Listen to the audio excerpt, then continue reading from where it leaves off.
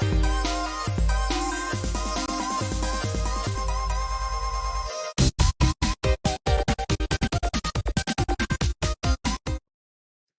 everybody, and welcome to the early comics review video. I'm Andy. I'm Matt. We're here with Infinity Flux Comics out of Chattanooga, Tennessee, and this is our bigger show where we show you some of the biggest and best books that are releasing this Wednesday to a local comic book store near you, whether that be Infinity Flux or if you shop with us at infinityflux.net. They're all up there too while supplies last, so go ahead, place your orders. When they are released, they will either be shipped to you or put in your box locally, and you can get them, but it's really important you do that because supplies are limited. Yeah.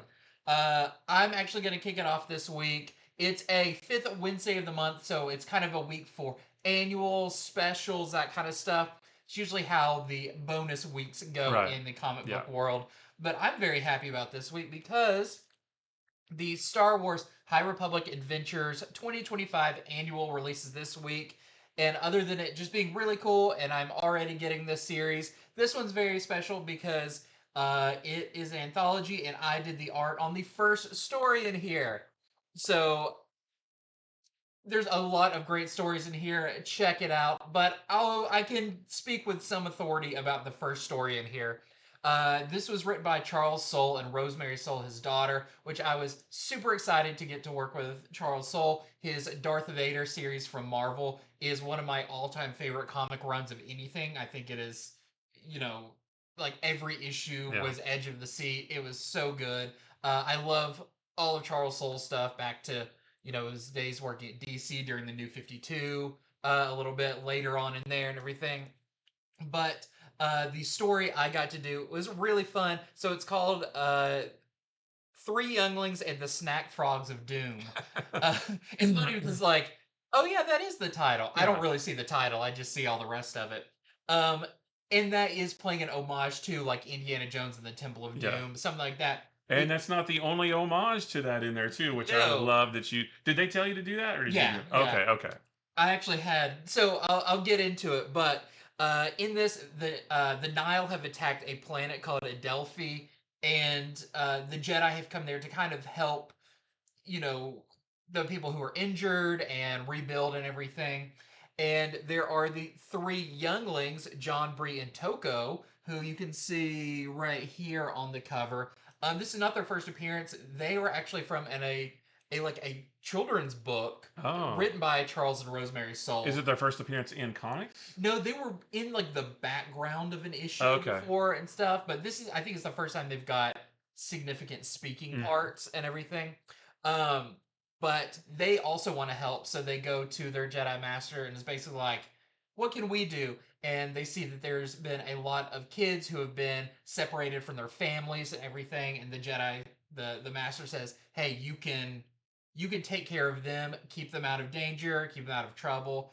And they think, what's the best place to do that? Oh, a holodrama theater, which is essentially a movie theater, where they take them to see a movie. The movie is Socorro Jamie, or I'm not sure how you pronounce it or whatever. Socorro Jamie.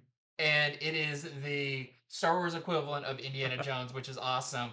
I need to do a video or something on my Patreon or something where I go in depth about all of my thought processes that went behind designing this and everything. But it was a lot of fun. I love it. The movie says this belongs in an archival unit or something. It was way more on the nose, and they were like, maybe don't make it just like, shot for shot Indiana Jones. Nice. It's like, okay.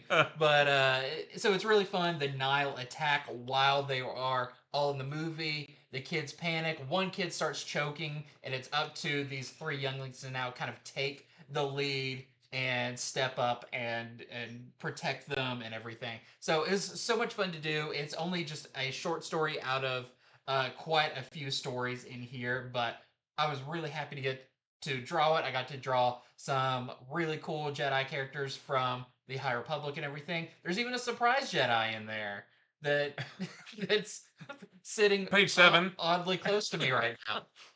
But no, it was awesome to be able to work on this. If you go on infinityflux.net, There are copies up there that you could buy that I will sign. It's kind of a separate item up there, but definitely go on there and check that out if it's something that you want. I did also want to note that there is another short story in here that's about Churro the Hutt, which his first thing was actually in a young adult novel, and I believe this is his first comic appearance. Okay. He's a little Hutt Jedi.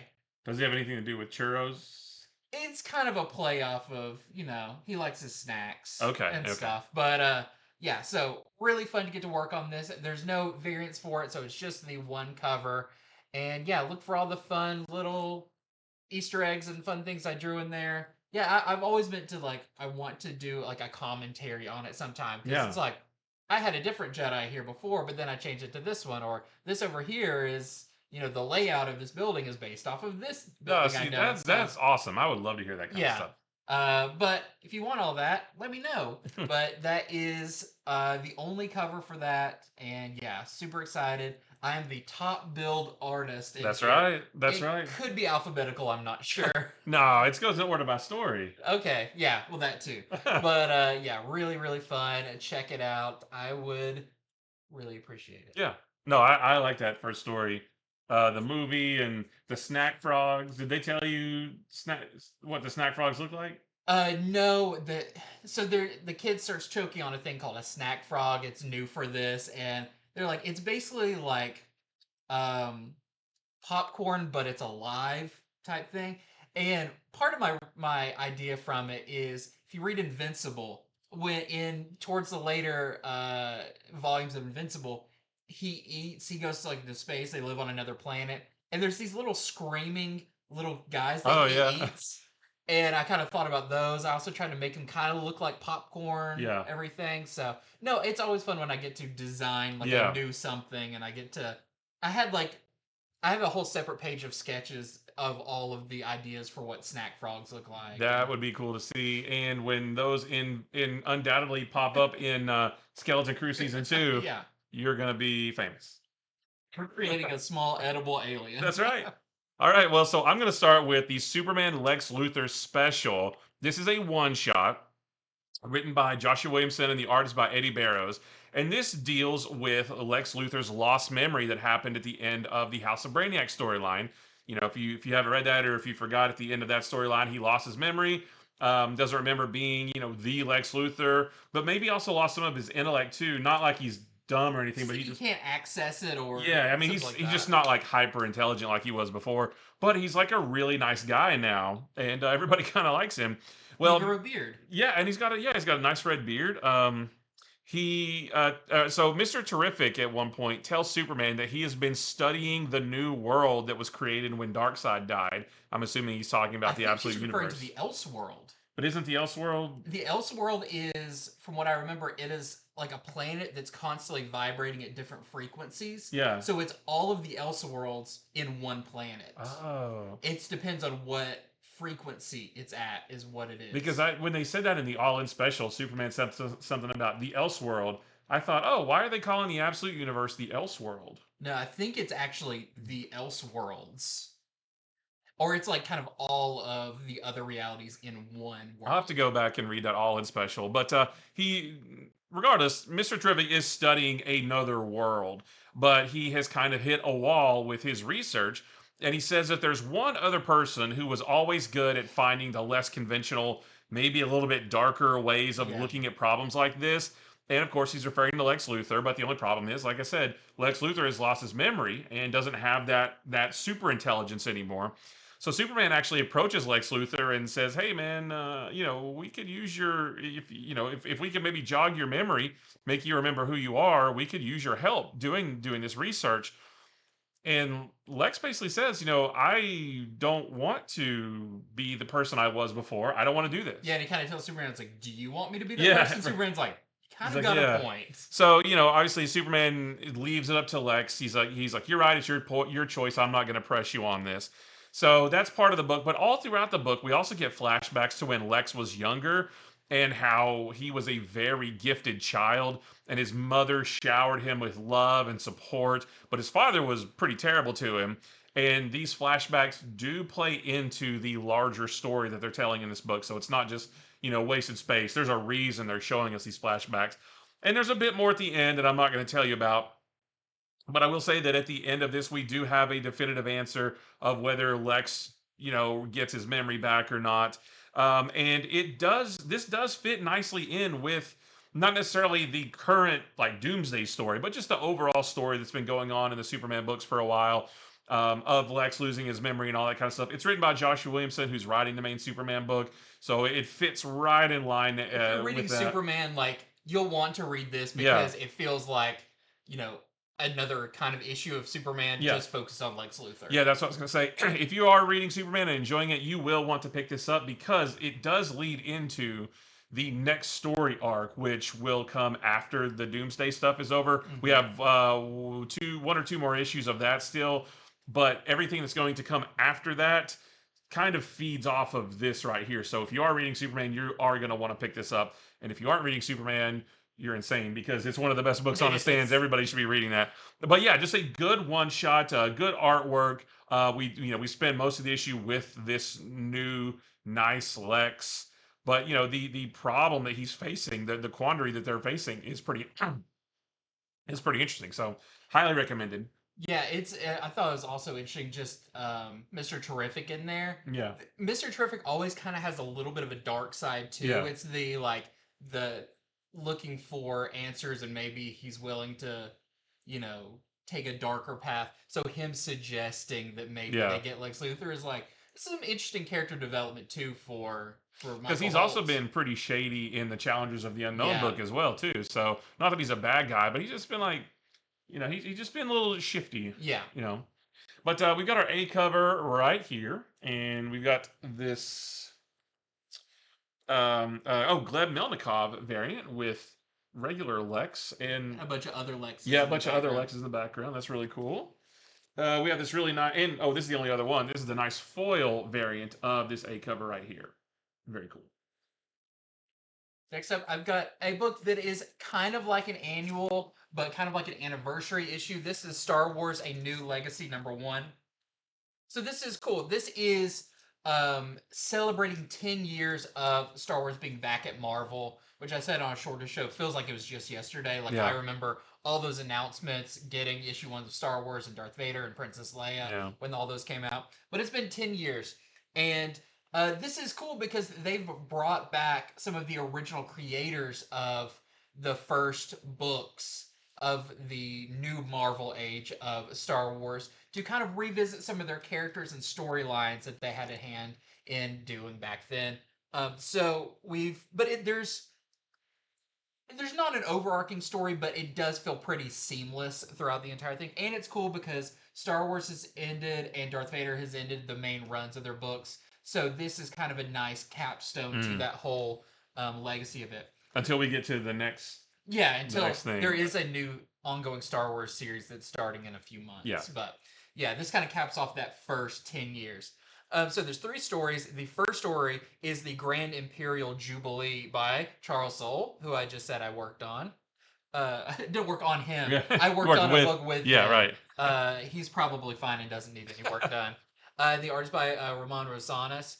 And this one's really cool. So this is about Dr. Aphra and Santa Staros are going to infiltrate a fancy party that's celebrating Palpatine's 10-year anniversary being the Emperor. And so it's a big kind of gala event. And there is a big relic. Well, there's a relic that Aphra's like, we're going to go in there and steal. She might not know how big it is. She might think it's going to be a quick thing, but it's a little bit bigger. It starts out that way, but actually it goes really cool when, meanwhile, during this party, there is a couple of stormtroopers who are just, they're working security. They're just dudes. And one of them gets curious as they're making their rounds. They're like, oh, this is like all of Palpatine's stuff he's collected. His collection is back here in this back room. I'm going to dig around and see what's in here. Not a great idea when one of them finds the Mask of Darth Momin. And if you have read stuff all the way back from the, I believe Charles Soule wrote the Lando Calrissian comic. Oh, yeah. Through his Darth Vader comic, we learned about Darth Momin, and you know what that mask is capable of doing. You'll have to read it to find out, but that story is awesome. We also get a story of called "For the Love of the Empire" by Jason Aaron and Leonard Kirk that follows Squadron, which is a group of kind of almost like the Bad Batch, but they're stormtroopers, and they each kind of have a specialty. One of them has basically a lightsaber. One of them's like a big heavy guy, and you kind of learn a little bit more about them and what their ideas of the Empire are and serving within it, which is cool to return to those characters because they were pretty big in Jason Aaron's run of Star Wars. And then we have one called Rogue's Gambit by Kieran Gillen, who is your original writer of Darth Vader, and he is the creator of Dr. Aphra and Chrysanthemum and all of those. So this is the big Star Wars X-Men crossover. Yeah, basically. Nice. And the art is by Salva Espin. And this one, it's set right before Vader Down, which was the first crossover between the Darth Vader comic and the regular Star Wars comic way back when. And in this, it's fun because just like the classic matchup of Djarik or Hollow Chess between Chewbacca and C-3PO or R2, where he says, "Let the Wookiee win," because a droid won't rip your arm off when you lose.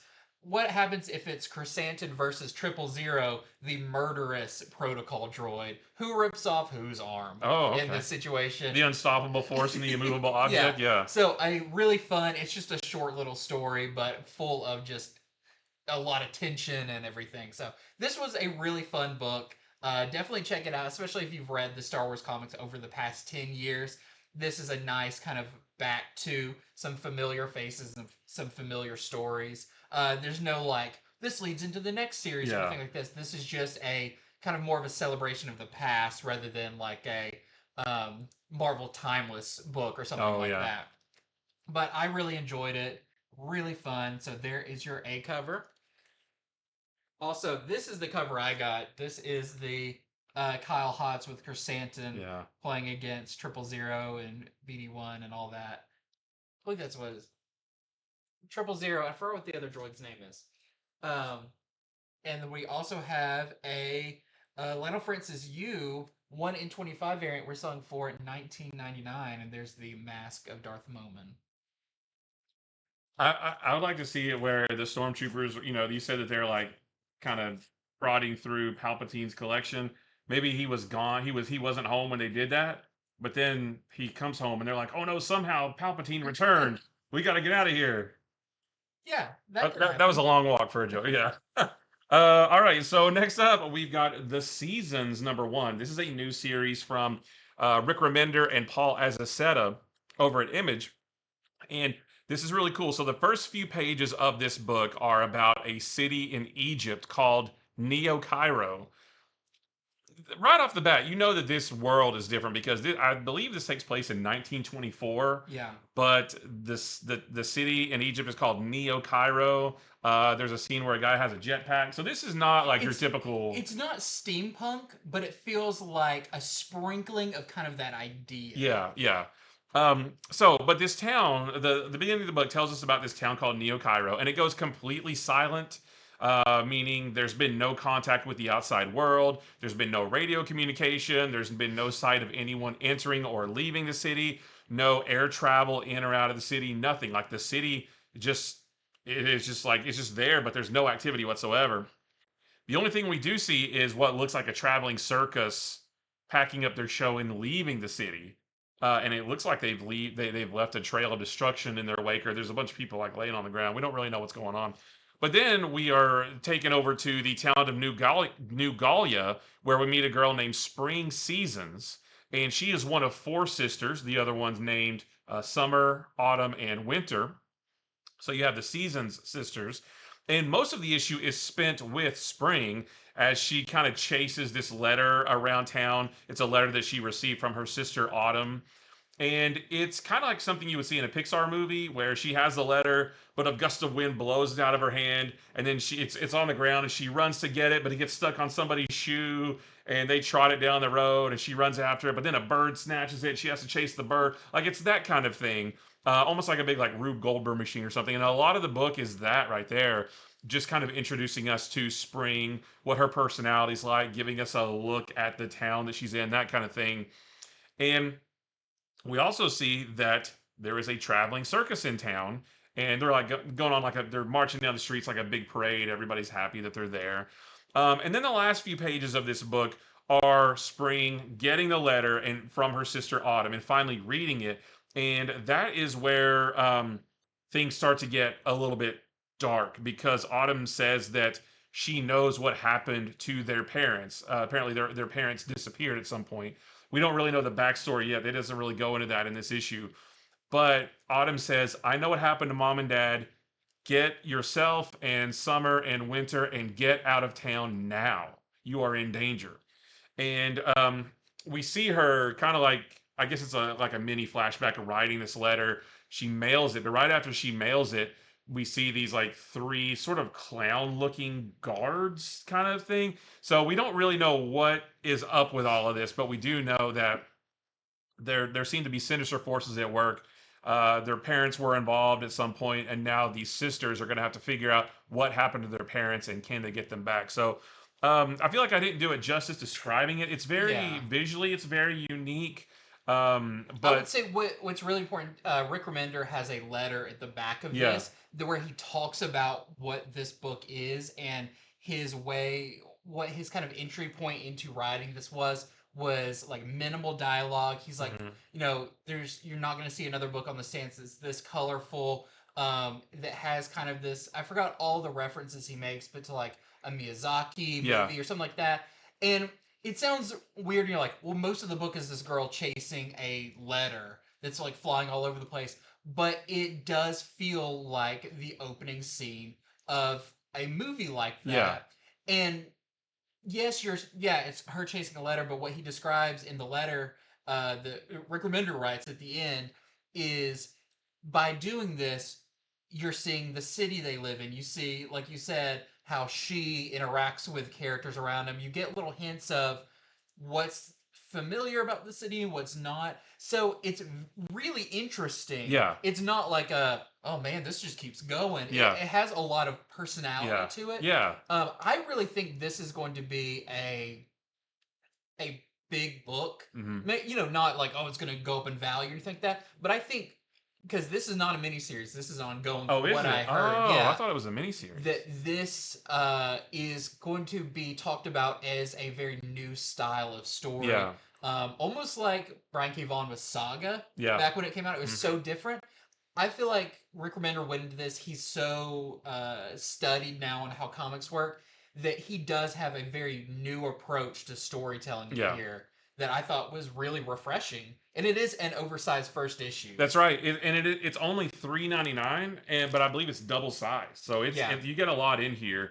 And yeah, I mean, as I was reading it, you know, like I said, most of the book is Spring chasing this letter. I was like, this is fun, but what the heck is this? Yeah. But then you get to those last few pages and everything clicks. And you're like, oh, there's something larger here. They're setting up a big mystery. And yeah, it really does. Like I said, like you said, he likens it to a Miyazaki film. And it really does feel like that, where it's. And you could so see this animated with absolutely. With the city flashing by and her jumping over this and falling off of this. Yeah. It's very whimsical, but also there's a bigger mystery that we're going to get into probably in the second issue. This was just an introductory issue, but I really enjoyed it after reading those last pages and realizing that there's a bigger story that's going on, and the thing with the traveling circus, and there's some weirdness going on there. Like I was hooked at the end. I was like, I want to read the next issue. I've got to find out more about these sisters, their parents, this circus, everything about it is really cool. It's very fresh. Yeah. You know, it definitely doesn't feel like another book I've read recently. Yeah.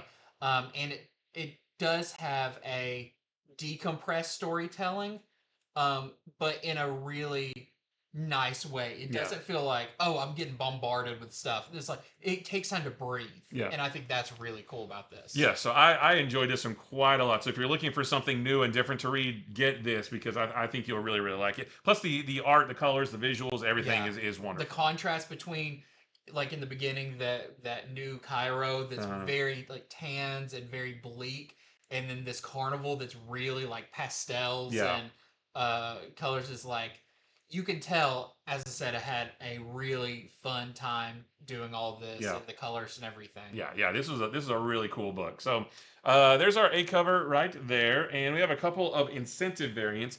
This is the 1 in 25 Kent Williams that we're selling for $34.99. And then I'm going to handle this with kid gloves. This is the one. This is the Virgin black and white one per store variant that we are selling for just under There we $150. go. That back to that bumpkins way Yeah, of for the you can for it's under 150 bucks, so you can easily afford that. Yeah. So yeah, really cool book. I was. There's been a lot of talk about Oh that yeah, book, yeah, and for good reason. I feel like this is they started kind of planning it in 2020, yeah. and so this is I think also in it he says that they're just finishing up issue 6 Mhm. in that letter. So this is probably not going to get hit with any delays Right. or anything. Yeah. You know, this is going to come out pretty Yeah. consistently. Really well done. Well, next up, I've got a big book. This is DC's Lex and the City #1. And this is interesting. I feel like we've gotten so many, over the years, anthologies of Christmas anthologies Yep. and Halloween for sure. Halloween Yeah. anthologies that are like, this is for Halloween, this is a scary story with DC characters. Mhm. This is a little bit different for Valentine's Day. So, definitely going into it, I was like, this is going to be like all the other ones. It's an anthology. It's going to have multiple stories Yeah. all about couples and romance and that kind of stuff. But this has a little bit of a twist to it. And I kind of ran into that when there's a couple of villain stories in here, and there's a Teen Titans story that aren't especially about romance or anything like that. But digging into it, I kind of understood. So this is more of an anthology about not only romantic love, but like friendships. And because of the title, Lex in the City, about the cities they live in. So we've got a couple of different stories. We have a story of Lex and Trish Q, who works for the Daily Planet. That's kind of your first story, and that's where you get your Lex Luthor in there. Yeah. There's a Harley and Ivy story that's like a fairy tale storybook. It's more romance. But then you've got a Batman the animated series, very feeling with the art about Mr. Freeze and Nora, Yeah. but it's not quite as romantic and everything. There's a Teen Titans story that it's about like Wally, Roy, Dick, and Garth. And that's where you get that's more about the friendship and everything than Yeah, like romance. It's just about them being friends and a family and all that kind yeah, of stuff. and they've grown up together. Yeah. It has they're reminiscing about when they were on the Teen Titans when they were younger. Mhm. There is kind of a waitress at this place that's flirting with one of them, and so there's a little bit of that, but it's mostly about this brotherhood that they have Yeah. from the Teen Titans. There is a story that was pretty fun where Tim Drake helps Damien decide where they're gonna where Damien and Flatline are gonna go Yeah. on their first date in Gotham, which it's like, well, she's pretty non-traditional. She's also kind of like superhero, supervillain, vigilante. So they try to find a place where that will fit their lifestyle. Yeah, and that one was cool because they have been sort of playing up this Damien and Flatline thing ever Yeah. since the Robin miniseries, Yep. or no, well, not miniseries, but the Robin series from a few years ago, where we first met Flatline. She popped up in Batman and Robin recently, and they've always had this sort of will they, won't they kind of Yeah. thing. And then if you're into that, you're gonna like that story in this because It does feel like the next step. it feels in like the their- next step of their relationship. Yeah. Yeah, and there's a pretty funny bit in this with a villain that I really like because it involves one of my favorite characters.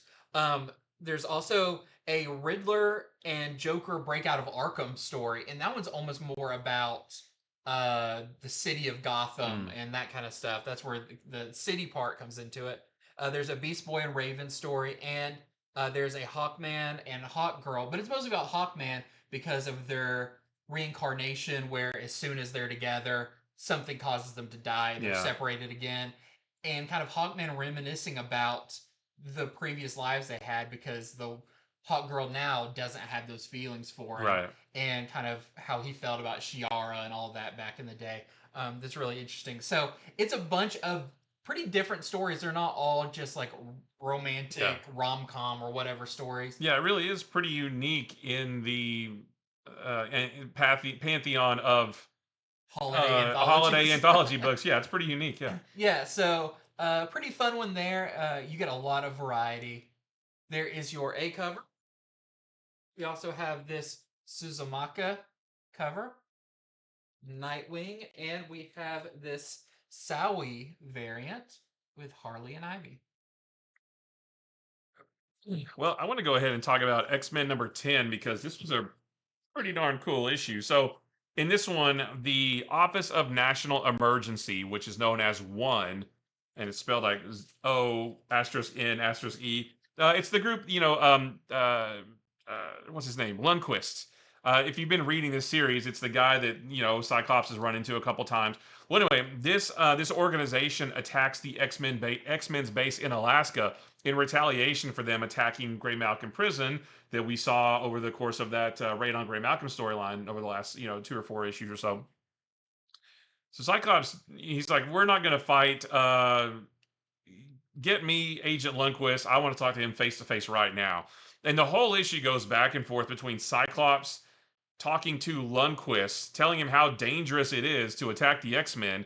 While he's doing that, the Hellions get together and take out a bunch of different One bases around the country.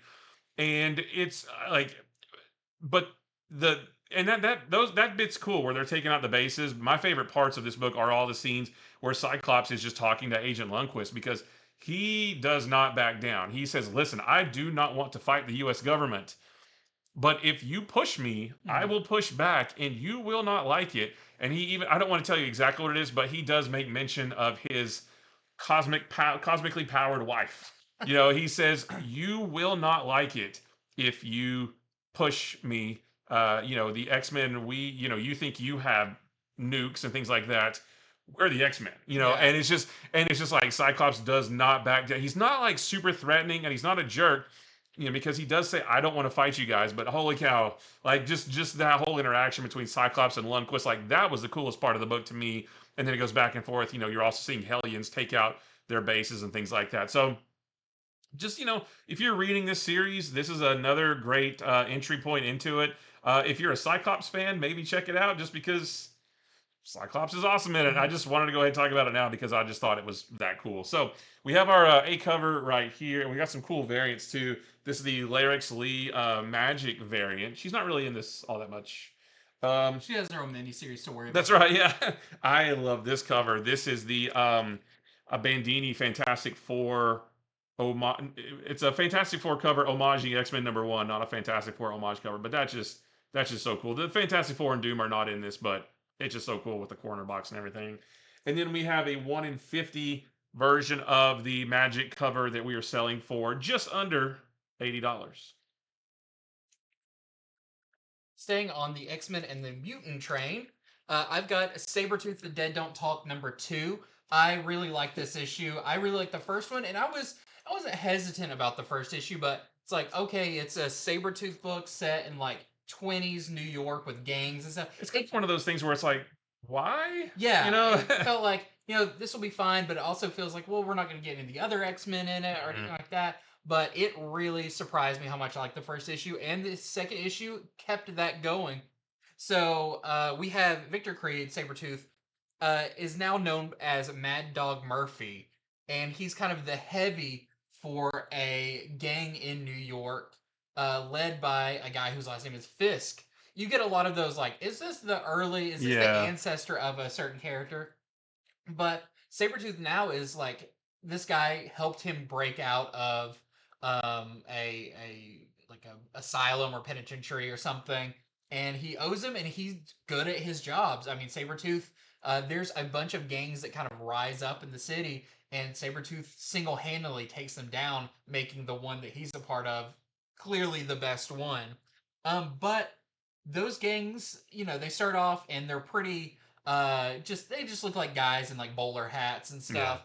But over time, they start to get a little bit more advanced. Yeah, maybe evolve a little bit. So suddenly you're getting groups like the Franken Gang, which seem to be a gang of Frankenstein-like monsters. I just thought it was a guy named Frank and his gang. Yes, it's old Franken Gang over there, yeah. Yeah. And you also have a group called the Street Sorcerers Supreme, which are a bunch of like a Yeah. magician gang, or the Night Flyers, which seem like they might be vampires. So this next wave of gangs start popping up, and Sabretooth has to deal with them. But it seems like now the gangs are aware of Sabretooth and kind of the danger he Mm. poses to them. And there's maybe an idea that they're all going to start coming after this one gang, put their differences aside. But they do, uh, somebody gets sent directly, like straight up through the window of the gang where Sabretooth is, and he has to tangle with something that is not so human. It's a Mm. very cool creature battle Yeah. type thing that yeah, this just kept me entertained all the way through. It had a lot of action, it had a lot of surprises, a lot of just really cool scenes. And once again, we talk about the Marvel Red Label books that are like Yeah. The red band the books. Red Yeah. Band books Yeah. that were like, oh, these are supposed to be like the extra violent ones or whatever. This blows those out of the water. He This. does some stuff in here Yeah. that is just straight up like, This is way more violent than any of the Wolverine Revenge Red Band yeah, books have been, for sure. So I don't know why Marvel puts a red band on some and on others, because this is. you could call this like Sabretooth Red Band, Yeah, yeah, and I would understand it yeah, for some of the things he does in here. But it's Sabretooth, like, he's got the yeah. claws, It he makes goes, sense. Yeah. yeah, he goes after it. I did also want to mention that it's not a spoiler. She's on one of the covers. She's on the next cover and everything, but people like to know that there is a new character called Dragonfire, and there's been organizations and characters called Dragonfire in the past, but the new one that you see on the next cover and on some variant covers and everything makes her first kind of cameo Mm. appearance in this, and she seems really cool. And maybe this one has ties to the Iron Fist. Oh yeah, yeah. She does have the Iron Fist tattoo of the dragon, so we could be seeing maybe a new wielder of the Iron Fist, but That back would in be the cool. 20s. Well, and that makes sense too, because Sabretooth's first appearance was in Iron Fist. Yep. So yeah. So really cool. I continue to really enjoy the series, and I can't wait to read more. So that's Sabretooth the Dead Don't Talk at number 2. We also have a variant for it. This is the Polina variant. Did you have another cover with her on there? Nope. Okay. Maybe I saw this I listing. thought I did, but I don't. Okay. Well, this one is the What If Galactus Transforms Spider-Gwen, and I believe this is the last of the What If Galactus Transforms Somebody books. And this is written by Kalinda Vasquez, the artist by Daniel Picciotto. And in this one, Spider-Gwen is traversing the multiverse as she is wont to do, and she encounters a herald of Galactus who is about to be killed by him because they betrayed him, and Gwen offers herself to be his new herald if he spares the life of that other herald, and he agrees. So, the time passes, and we see Gwen flying through the cosmos looking for a planet for Galactus to devour, and she finds one that looks desolate, or it looks like there's no life forms on. There's lush trees and stuff, but it doesn't look like there's any life. And she's like, "Okay, great. This is a good planet for Galactus to eat, basically." But she does soon find out that there is intelligent life there after all. And the world she finds, it's very fantasy like. She meets a group of people who have like swords and shields. They're battling dragons and that kind of thing. So it's very like it's like almost like a fantasy sword and sorcery type planet. And she befriends this group of adventurers, and from there, the rest of the book kind of feels like I said, a fantasy book with Gwen and those adventurers trying to find out a way to stop Galactus from devouring their world. Maybe there's a little bit of magic involved, since it is fantasy sword and sorcery type stuff. So yeah, she just and I don't. And what's been nice about this series is not they haven't all ended the same way Yeah. with, oh, we got to stop Galactus. But this one, they do want to prevent him from eating that world, so they have to.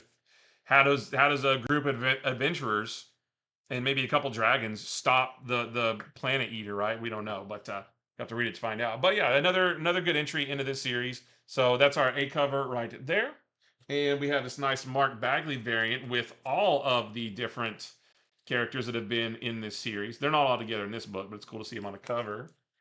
And we have this Woods variant, which is really cool.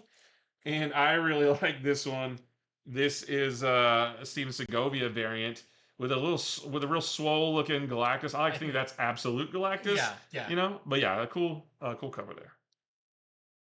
Well, next up, I've got Teenage Mutant Ninja Turtles #6, and this is a awesome issue of Ninja Turtles. I feel like this is, Ninja Turtles now is kind of an A tier comic.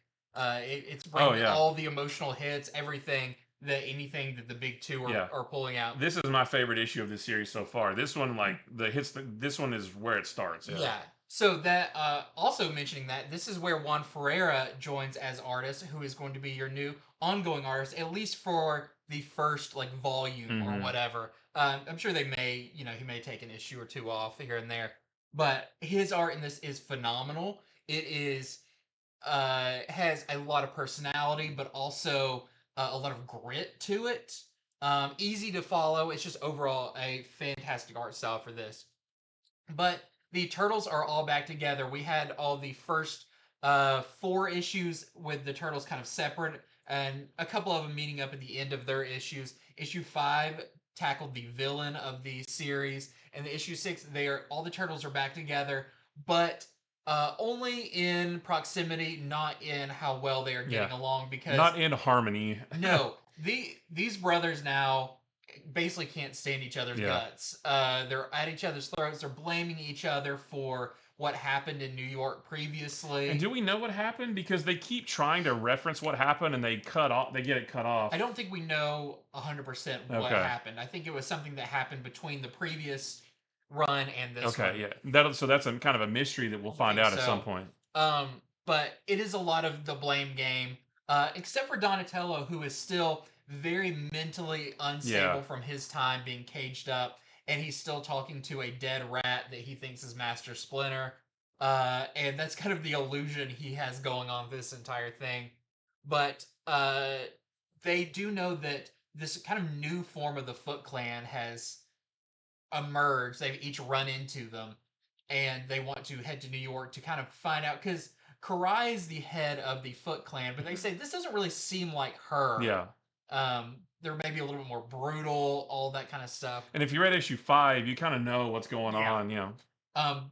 But they go into the city, and let's say they fight amongst themselves almost as much as they fight the Foot Clan in this, but they do soon learn that New York City is pretty much teeming with Foot Clan, and even in the most unexpected places. But once again, there is so much action in this. There's high-speed chases. There's big emotional bits. It's got everything in it. And I think this was a phenomenal issue, and I can't wait to see what happens next. Juan Ferreira, there's just a couple panels where some turtles get punched and their big old mouths are open. You just see all their teeth, and it's intense and it's funny and it's just so good. So that is your A cover. This is your Juan Ferreira variant, which that's what the interior of the book looks like. Yeah. It's beautiful. We also have this Kevin Eastman variant. We've got this 1 in 10 Thorn variant. We're selling for $7.99.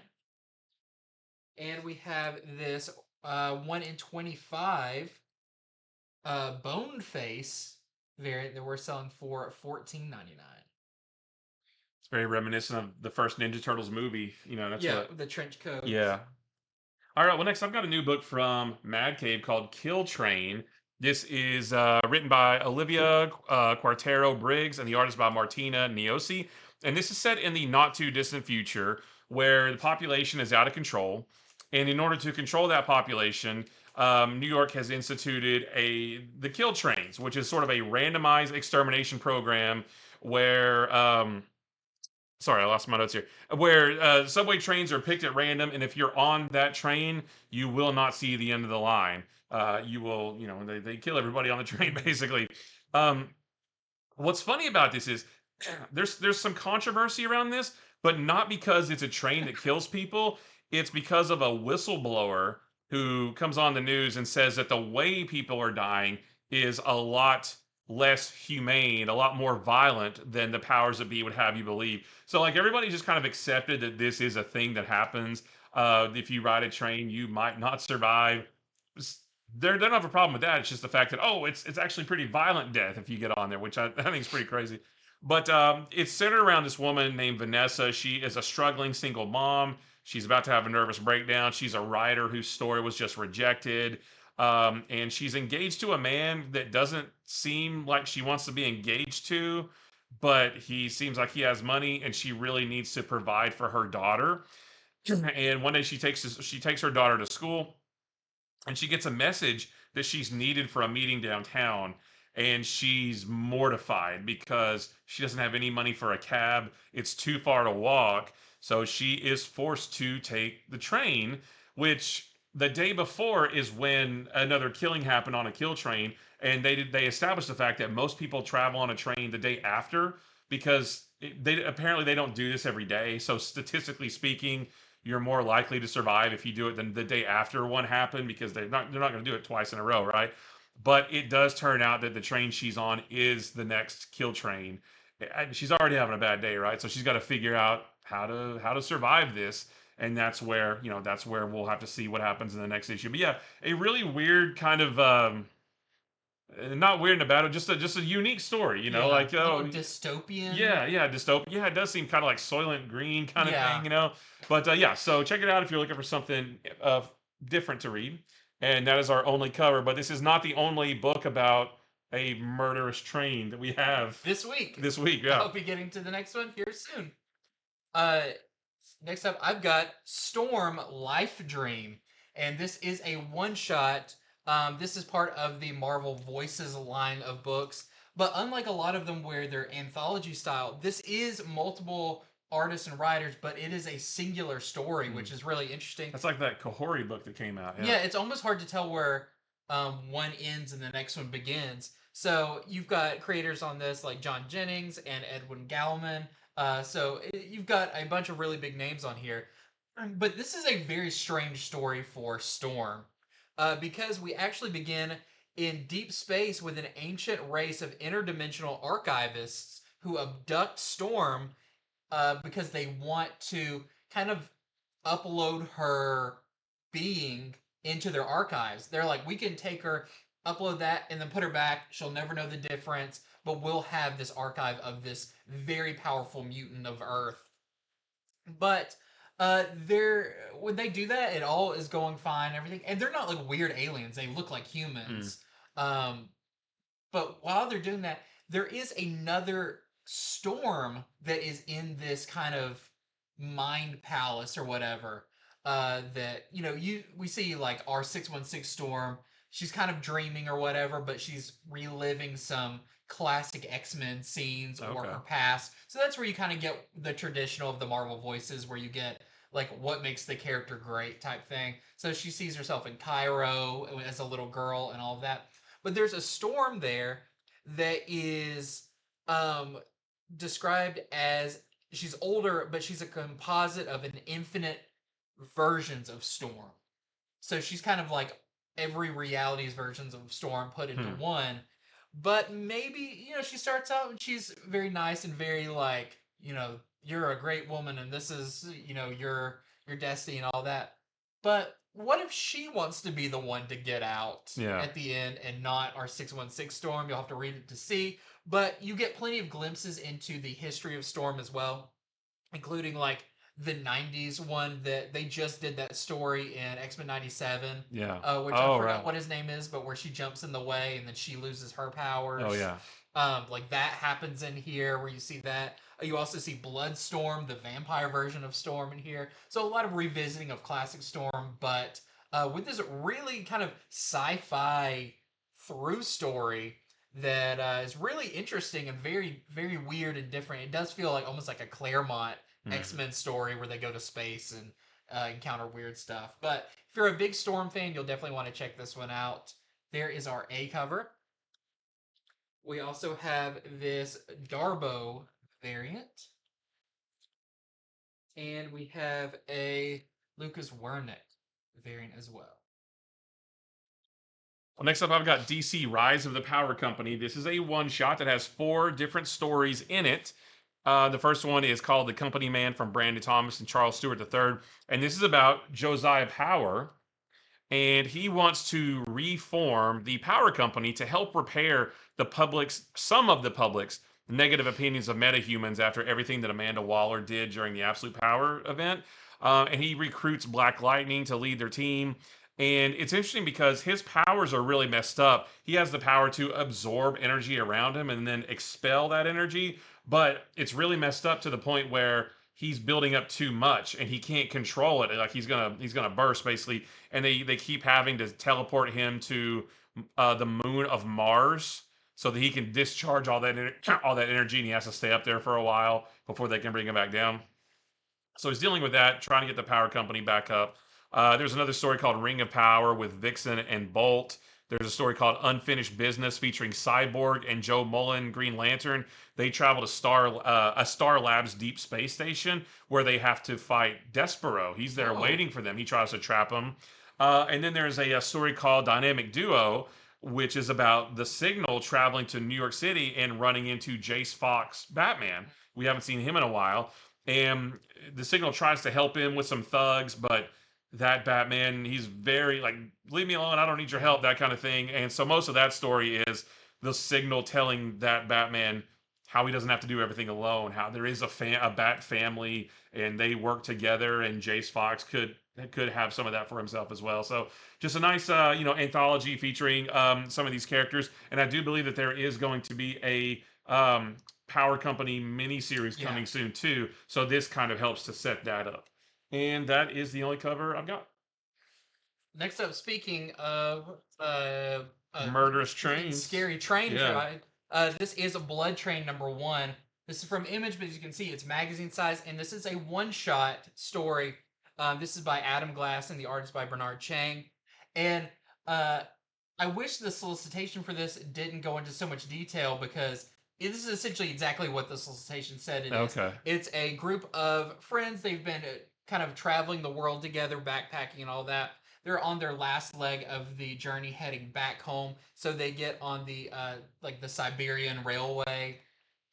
But one of the friends, as they are getting on the train, they're in like the bustling station, feels like a prick on her arm or somewhere, and someone says, "Oh, you probably just like bumped into somebody's zipper or whatever." But then we do see like a vial laying on the ground. Ooh. So they get on the train, everything's okay, but she's starting to feel a little weird, and that's when the transformation happens. And so, like the solicitation said for this, these friends are going to have to figure out, are they going to end their friend permanently, or risk exposing um, the city once they get there to Mm. what she's become and possibly spreading this. There's a lot more action that goes on in here as well because it seems like some military or something knows that this has happened and they are going to try to get on the train as well. But it is very violent. It's very brutal. It's very kind of one room story, but trapped in there with a monster. Yeah. And it does have a definitive end. So if you're looking for just a one and done scary train story, look at no further. And this is the only cover I have. Well, next I've got Hellhunters #2. I really like this issue even better than the first one. In this one, the Hellhunters, which right now is Nick Fury, Peggy Carter, the Soldier Supreme, and Sam Romero, who is Ghost Rider 44. They are still trying to hunt down these demonic Nazis from the first issue. And they come across this small camp full of Nazi soldiers shooting at something. And they investigate to see what the heck are the Nazis shooting at, and they see that by the time they get down there, all of the Nazi soldiers have been taken out by Logan. But Logan's team had been wiped out too, so he's just trying to take out everybody who took out his guys. And but it's not long before Logan's team is reanimated by these demon Nazis to now fight for them. And the Hellhunters have to fight them all, and afterwards Logan does join up with their group. And this is really cool. Like the artwork's really good. And it's really action packed too. And Wolverine never pops his claws, but he's got these these two knives, and he's just like carving people up. It's really cool. And the demon Nazis make a plan to get lots more soldiers on their side because they can reanimate the dead basically and have them fight alongside them. And it does, kind of tie into a real world event because this is set during World War II, and the place that they say that they're going to get those soldiers from is like it's a real place. It's a real thing that happened during the war. So yeah, a really cool issue. Good action. It's violent. Logan joining the team. And next issue, we know we're going to get Bucky on the team too. So yeah, really cool story. There's our A cover right there, and we got a couple variants. So he doesn't even have his bone claws? Well, I'm sure he does, right? Because he's born with them, but he never uses them. He just has those two. But that's what he looks like in the book. He's like got the knives and he's carving people up. It's really cool. We have this La Roca variant, and we have this 1 in 25 Yoon variant that we're selling for $24.99. There we go. I want to read that. I haven't read any issues of that, but it seems really cool, and I like the time frame it takes place in with those characters. Yeah, the time period is really cool. Or around at that time. Right. So next up, I have one that I didn't take any notes on because I haven't even read the full issue yet, but I didn't realize that the issue of Ice Cream Man that comes out this week is this issue that I've been really looking forward to. So it's Ice Cream Man issue number 43, and this is a special issue where each page of the book is by a different writer, a different writer. It's the same artist. It's the artist that always does Ice Cream Man, except for one story in here.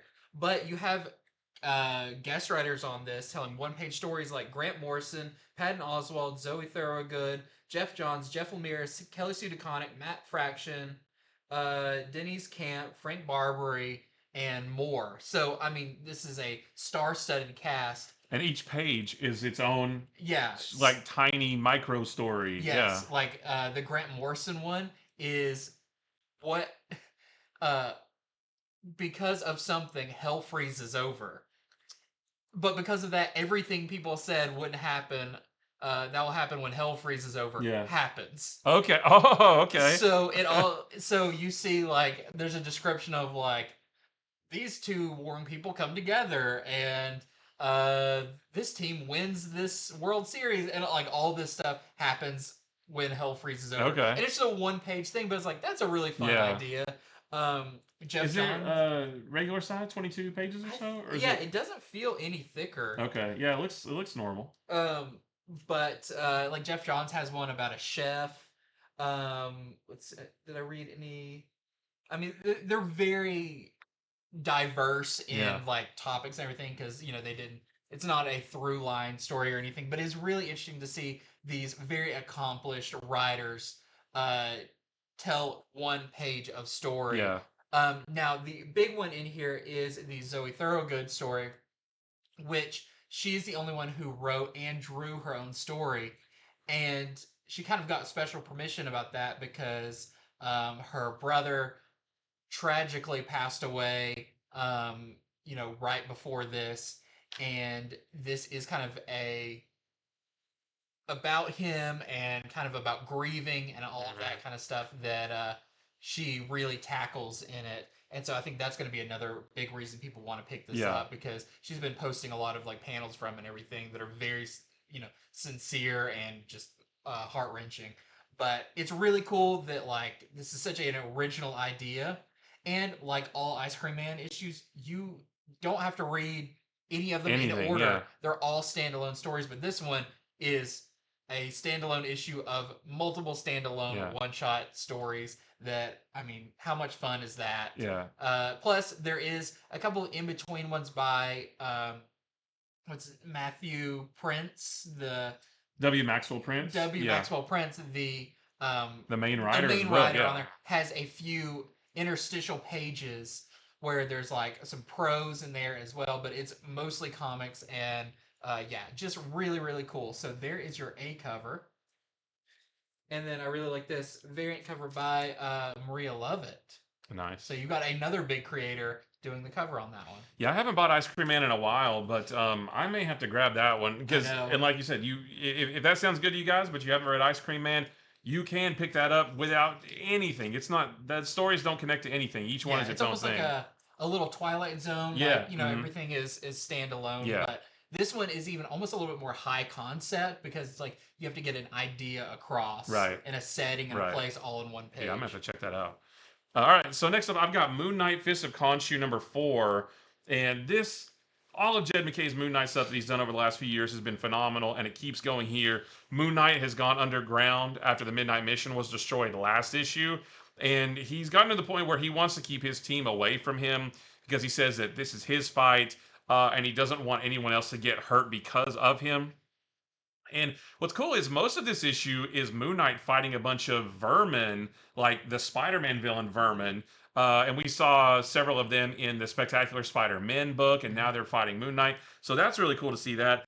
And you know, the cool thing about this book are the visuals. I didn't write down the artist's name, but the visuals are really neat because before he starts fighting the vermin, Moon Knight, Mark Spector has a conversation with his Jake Lockley and Stephen Grant personalities, and the visual way that that's done is really cool, and then the action during that big fight is really cool, and just like the visual storytelling of it, it's not just your standard panels, it's very dynamic, all of it is.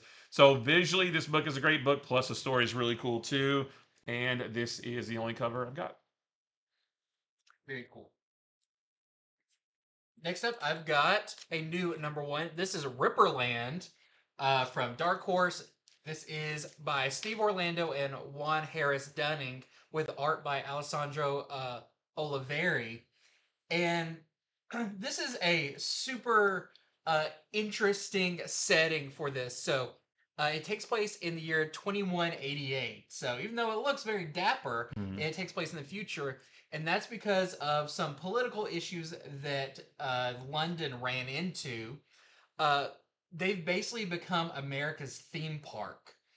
And they basically just, without straight up saying it, it's Westworld. They Yeah. Westworlded it, and they're kind of a Dickensian um, recreation, all of London, and people go there to vacation.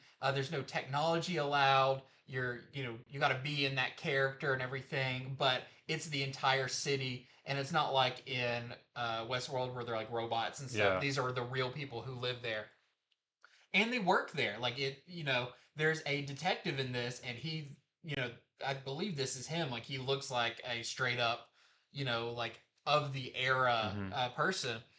But there is an American tourist who might come from some money and some, a family name, gets killed in this London, and because America is such like the financiers, they basically are the ones who saved London in this by letting them do this.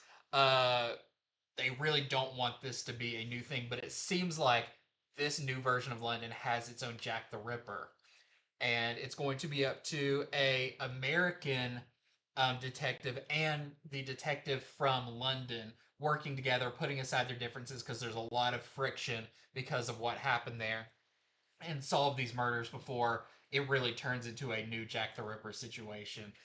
This is really interesting.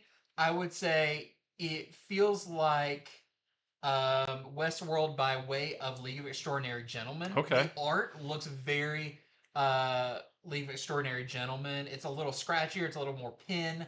The character's a little more blocky, Yeah. but it's also very mature. There's some bits and parts in this that Oh, are right, not right, for right. all Yeah. ages. Don't let kids read this. Yeah, Yeah. it's also very violent because of the Jack the Ripper murder and stuff and all of that. But if that is kind of your thing, if you like something like the setting and the look of like League of Extraordinary Gentlemen, you'll definitely want to check this out because it is very unique, very new. So there is your A cover, and that's the only cover I have. All right, next I've got Green Lantern #19, and this is the first appearance of a new character named Odyssey, the Time Bandit. She's a female character who I guess we'll learn more about her as it goes along. She has something to do with time travel, I think, but we don't really know. We don't meet her too much, but she is in the book on several pages. But the overall story is that Hal is getting ready to go on a trip to try to hunt down the Sorrow Lantern. He's going to go out into the galaxy. And Hal wants Carol to come with him, but she says she needs to stay with the Justice League to try to learn how to use these powers that she has in ways that she's never used them before. And we've seen Carol Ferris, I think, in every issue of Justice League Yeah. Unlimited, so that's been really cool. So she's going to stay with them, but Kyle Rayner is going to go with Hal Jordan, which is really cool, and he also recruits Odyssey, the Time Bandit, to go with them. And like I said, we don't know much about her yet. She does seem to be some kind of time traveler. And Kyle thinks that she'll be useful in their mission because something to do with she might have knowledge of coming events or something like that. So I think we're going to learn more about her. I know it's a little bit vague. We just don't get that much information about her in this issue. And Kyle also recruits Connor Kent, Superboy, which is really cool because Connor Kent is not connected to the emotional spectrum like Kyle and Hal are. So they need somebody there who is powerful, can help them. Huh? Because he's a clone? I don't know. It just said you're not connected to the emotional spectrum. Huh. Interesting. I don't know. I didn't really thought about it, but yeah. But he needs somebody who's powerful that can help them and that cannot be corrupted by the emotional spectrum because the whole thing of this next story arc is that all of the this whole run so far, all of the power batteries have been destroyed except for the green one, and so the emotional spectrum is running amok, and anybody who exhibits extreme emotion, whether it's rage or fear, whatever, they could just burst out with these lantern powers basically, and that's kind of what this next arc is going to be about. And what's cool is that on the ship that they leave out on is the ship from the animated series from several years back, that the animated series, like the that CG one. Yeah, that white ship that it's got like the sort of the Green Lantern engine in the back. Yeah. It's that ship, and they mention how Hal has to fly it manually now because they no longer have an AI on board. So it kind of harkens back to the animated really series. cool. So yeah, we had the Fractured Spectrum one shot, which kind of set up the next big saga of Green Lantern, and then this is kind of kicking off the Green Lantern books part in that, and we also have the Green Lantern Corps #1 coming soon as well. So yeah, all Brett, whole new jumping on point for Green Lantern if you want. So it's really cool. We have this A cover right here. We have this Oscar Yildirim variant. And then I really like this Mario Fox Focal Focolo and Prused Rad variant. I think I butchered both of those names. I apologize. There was a Superman cover that was like this. Oh yeah. This one. It's very like graffiti. Yeah, I like that one a lot. It's cool. Oh, and we have a 1 in 25 Yasmin Flores variant that we're selling for $34.99. I don't know who that is. That's Jessica Cruz. Yeah, she's not in this. Well, because she's there. She's on the cover. Yeah, she's on the cover. She can't be in the book and on the cover. Right. Okay, next up I've got a really cool one. This is Power Lords #1.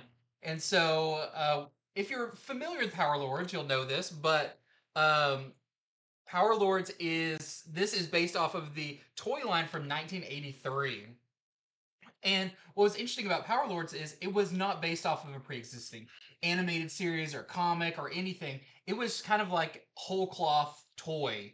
I think it kind of had maybe a loose story that was mentioned either in like the back of the box or something, because people know about the characters and what they're able to do.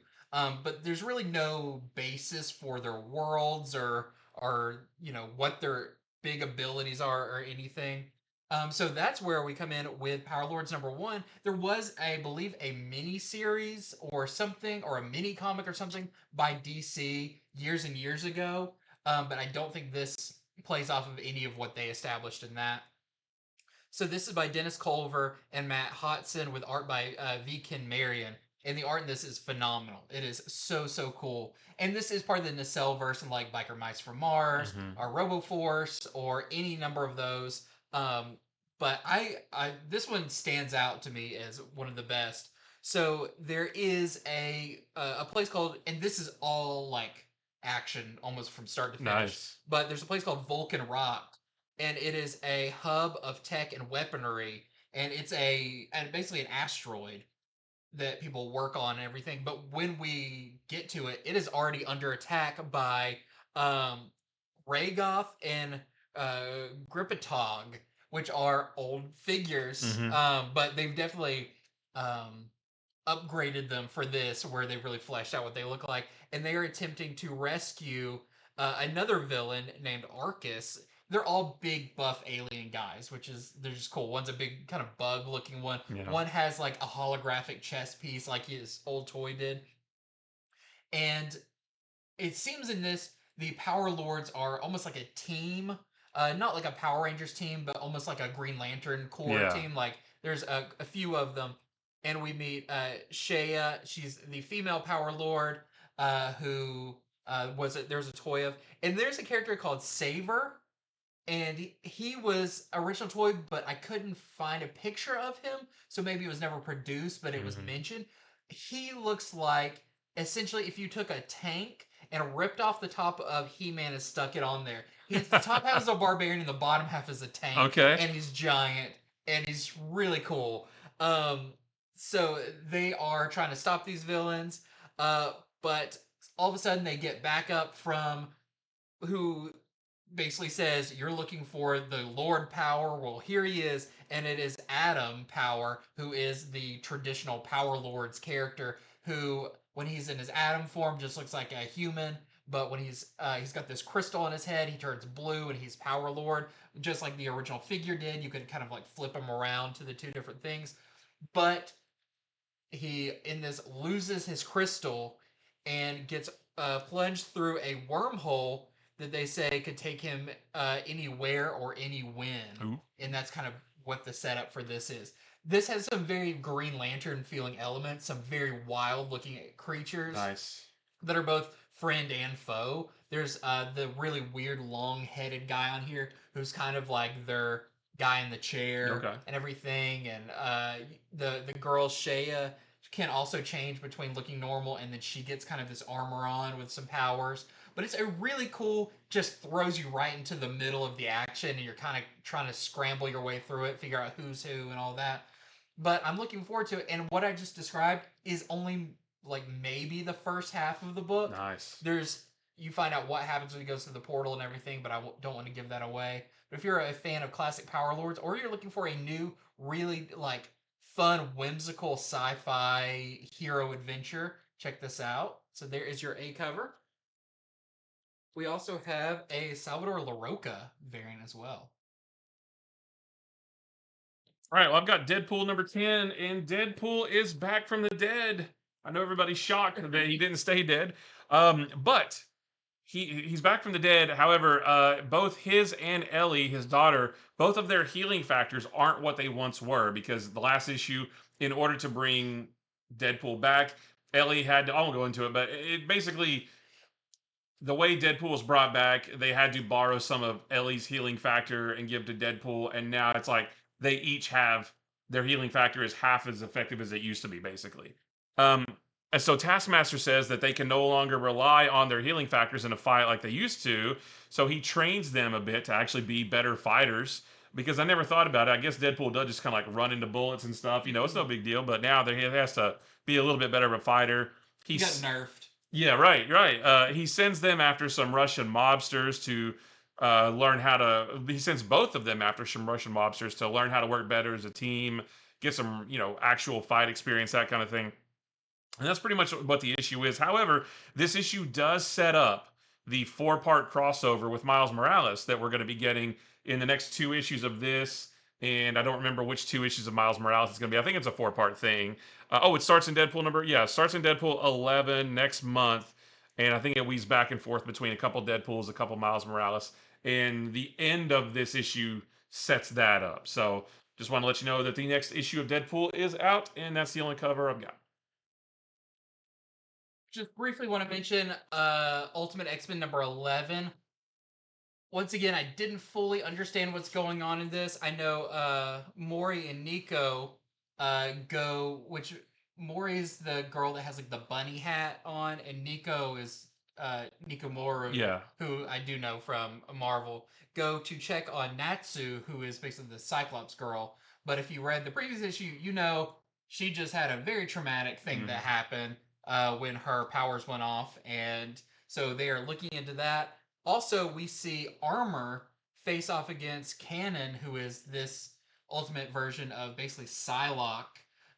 They kind of come face to face for the first time.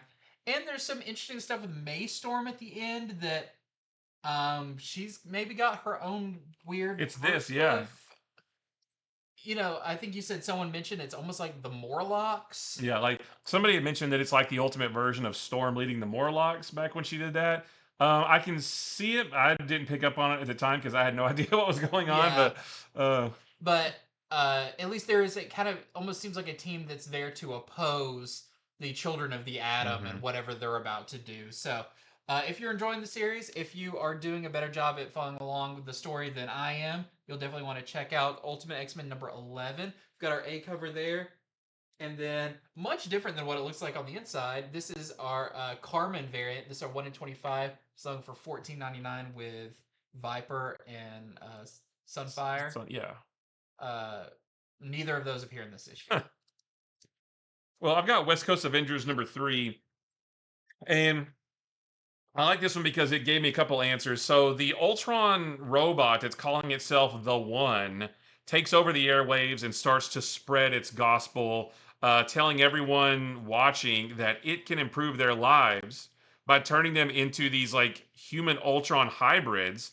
They still retain their memories and everything, but it puts them in like a robot body. Basically, it says, I can make you better, that kind of thing. Make you better, a better you. And several people have already accepted that.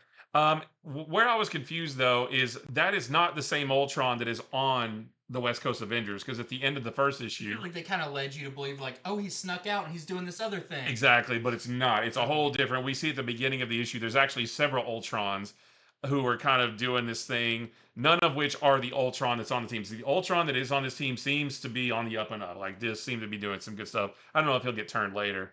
But that confused me, so I'm glad to have that sort of cleared up. The West Coast Avengers show up to confront the One, which is again the One is this right here, this Ultron with the big angel wings. That's the One.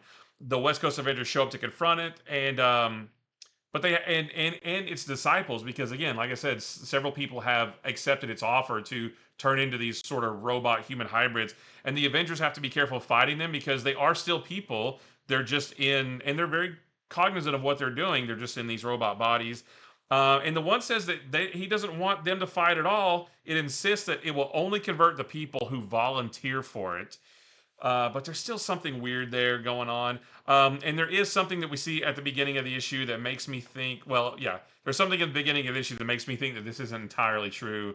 There seems to be some weirdness going on there. But yeah, I was glad to get a few answers, have a few things cleared up in this issue of West Coast Avengers. And that's the only cover I've got. And just real quickly, I want to mention that Hornsby and Halo issue number 3 came out this week. I didn't get to read it all the way through, just skim it, but it does have the kids maybe coming to terms with who they are a little bit more as they face off against some zombies. So another fun issue of Hornsby and Halo if you're following that series. So there's your A cover, and then we have this really nice Todd Knock variant. And that is all I've got. Well, I've just got one more real quick. This is Psylocke number 3. And I did read this and I really enjoyed it. I've been enjoying the series. I don't have a whole lot to say about this issue because it's just continuing that story. However, I will say that this is the first appearance of a new villain whose name I think is the Taxonomist. I guess it's probably more of a cameo appearance, and I guess we'll see more of them next issue. But yeah, if you're trying to get first appearances of villains, this has one. At least I think. I mean, I searched around. I couldn't find anything else about this villain. So it seems like this is their first appearance. So that's our A cover right there. And we have this 1 in 25 Carlo Pagulayan variant that we're selling for $39.99. That's a really nice cover. It is really nice. Okay, well, it was a weird week being a 5th Wednesday of the month, but still a lot to talk about, a lot of interesting books coming out. So like we always say, head over to infinityflux.net. Go ahead and buy these books there. They'll either be waiting for you at the store or they'll be shipped off to you. But either way, you're guaranteed to get the ones that you want. And maybe now you know a little bit more about them. So trying to plug it a little bit more. Follow us here on YouTube or Instagram or Facebook. We're at all the places. So wherever you like to spend your time perusing while you're on the toilet, we're there. Yep. We're with you on the toilet. Yep. New stuff's posted every day. You see cool collections we have. Jason and Megan have just started to do a new show where it's kind of a showing what the new stuff that's come in that we've got on the website. New collectible items and things like yeah, that. Some collectible comics, all of that. So you'll want to check that out as well.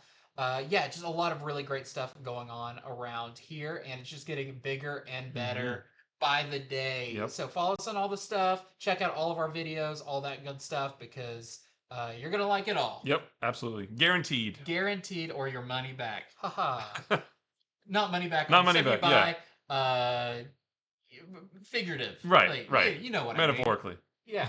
Yeah. Don't sue me. Okay, so until next time. Thanks for watching. Bye.